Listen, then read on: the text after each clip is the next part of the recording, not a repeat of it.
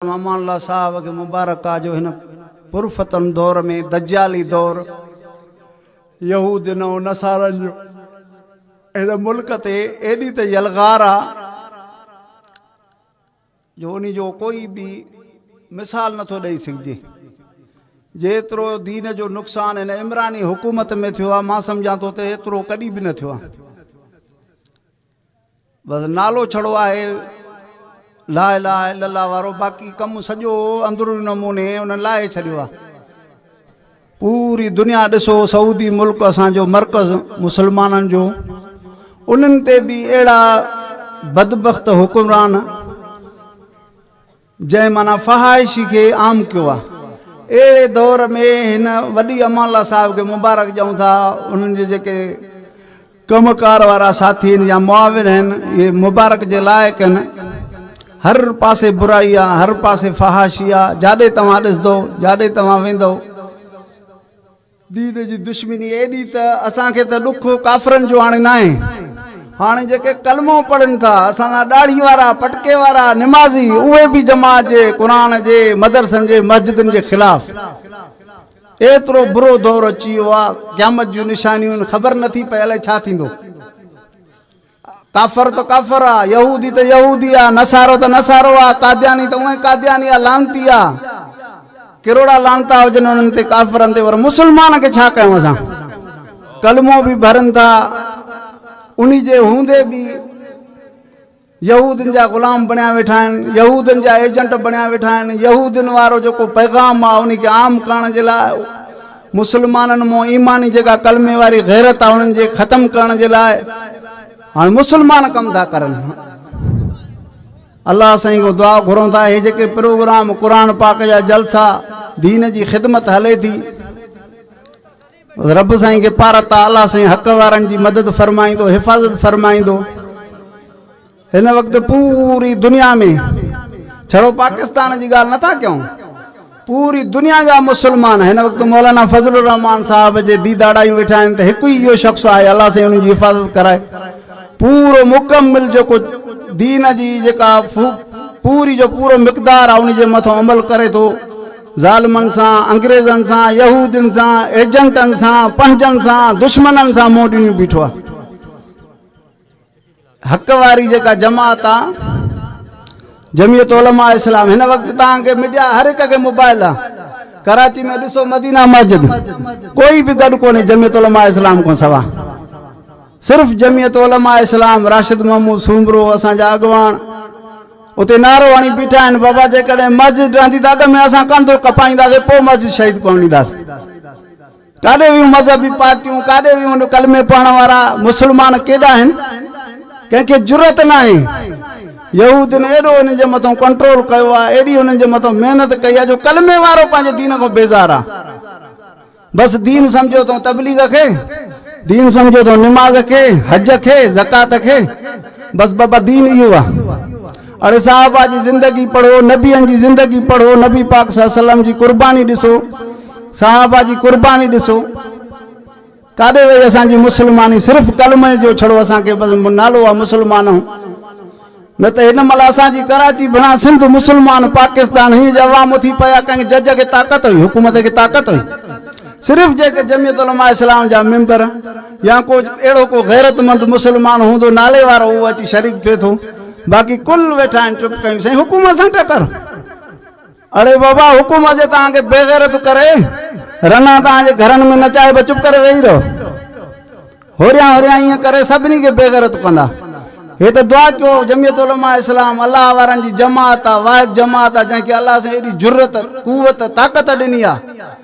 कहिड़े बि रूप में उहे बेगैरत अचनि था, असेंबली में अचनि था उते उन्हनि जो मुक़ाबिलो, सेनेट में अचनि था उते उन्हनि जो मुक़ाबिलो। केरु थो ॻाल्हाए कंहिंखे? कोई ऐसो छो के नथो ॻाल्हाए सघे? एॾे यहूदियुनि जे, इहो अमेरिका जे सुपर पावर या इमरान खे मुंहं ते खुलम खुला चवणु कंहिंखे आहे जुरत? इहो ई आहे। अल्लाह साईं चए थो कुल इंसान वल असर इन्नल इंसान, सभई इंसान खसारे में आहिनि टोटली, इल्लल लज़ीना आमनू, जन शख़्सन ईमान आंदो। ईमान कीअं आणिबो? ईमान जो मिक़दार साहबा किराम आहिनि, हिन जी तफ़सील करण जी ज़रूरत न आहे। उलमा सगोरा वेठा आहिनि, टाइम ना है ईमान इं आणियो जियां अल्लाह जे रसूल ते सहाबा किराम ईमान आंदो सहाबा किराम जी जिंदगी दीनदार हो आलम सगोरा बयान करन था सभिनी के खबर है अमल कयो सालेह अमल सालेह भी उहो ही आहे जेको हुजूर पाक सल्लल्लाहु अलैहि वसल्लम दस्यो आहे जेको हुजूर सल्लल्लाहु अलैहि वसल्लम जी सुन्नत को जेको अमल ॿाहिरि आहे वो केॾो भी भलो होजे केॾो भी सूंहं वारो होजे पर अल्लाह वटि क़बूल ना है पाण माण्हू भले ख़ुशि थिए त मां अहिड़ो सुहिणो अमल कयां थो वतवासो बिल हक़ हक़ जी वसियत कयो हिक ॿिए खे ऐं हक़ चवण खां पोइ तव्हां ते तकलीफ़ ईंदी उन जे मथां सब्र कयो सब्र बाबा जमीयत उलमा इस्लाम करे ॾेखारियो न अल्लामा डॉक्टर शाह खालिद महमूद शहीद रहमतुल्लाह अलैह थियो कंहिं पन खे लोॾो आयो तव्हांजे 2 साल अॻ में बेनज़ीर शहीद थी आपका जूता आपका सिर मुल्क भी असांजो लुटियो भी असां पिया कोई माण्हू महफ़ूज़ न हुयो कोई इमारत महफ़ूज़ न हुई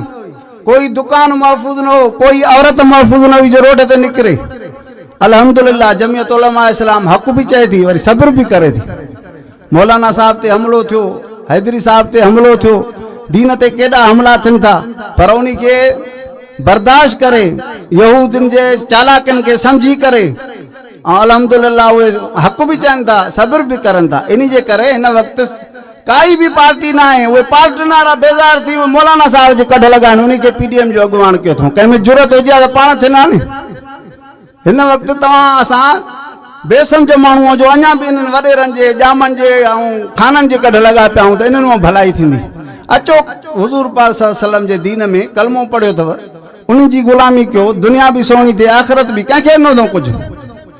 कंहिंखे कुझु ॾेई न उहे पाण मोहताज आहिनि हिक हिक वोट जे करे दर दर जा धिका था खाईंदा वतन अल्लाह जे रसूल जो फरमान मनियो क़ुरान जो फरमान मनियो आलमन जो साथ जो तव्हांजी भी ज़िंदगी तव्हांजो नओं नसुल जेको अचे थो उन जी भी ज़िंदगी सवारे रब साईं असांजे मुल्क जी हिफ़ाज़त करे उलमा के फ़िक्र आहे दीन जो तव्हांखे फ़िक्र आहे घर जो साईं घिटी जो बिजली जो ट्रांसफार्म मिले स्कूल मिले काॾे उलमा जो फ़िक्र काॾे तव्हांजो फ़िक्र असांजो मुल्क बचे बाबा जंहिं मक़सद जे लाइ ठहियो आहे अल्लाह साईं उन जी हिफ़ाज़त करे केॾो कलमे जो असांखे ला इलाहा इल्लल्लाह पाकिस्तान का मतलब क्या है हाणे रहियो आहे को दुआ घुरूं अल्लाह साईं असांजे मुल्क जी हिफ़ाज़त फरमाए जेके मुल्क जी हिफ़ाज़त करनि था अल्लाह साईं उन्हनि जी बि हिफ़ाज़त फरमाए जेके दीन जी हिफ़ाज़त करनि था अल्लाह साईं उन्हनि जी बि हिफ़ाज़त फरमाए जेके दीन जी ख़िदमत करनि था अल्लाह साईं उनजी क़बूल फरमाए